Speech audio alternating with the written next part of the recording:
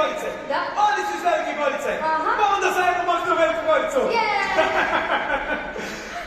Crkutavci, jeste vi spremni? Jeste uzbuđeni? Ha? Jeste jako uzbuđeni?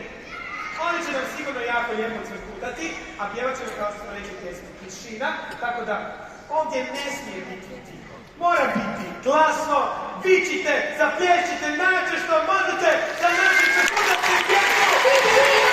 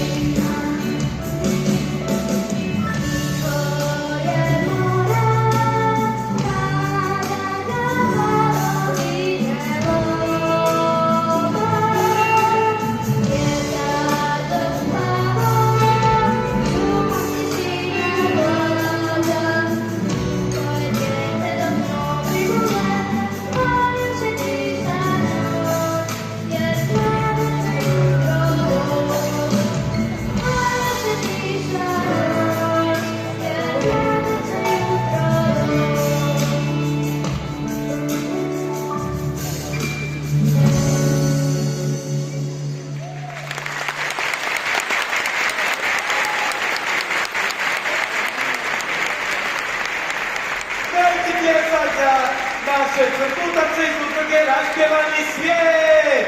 Evo sad ću vam ja, bili su toliko dobri da ću im ja otvoriti vrata. Evo, izvolite, slobodno još malo, jedan pljesak za njih.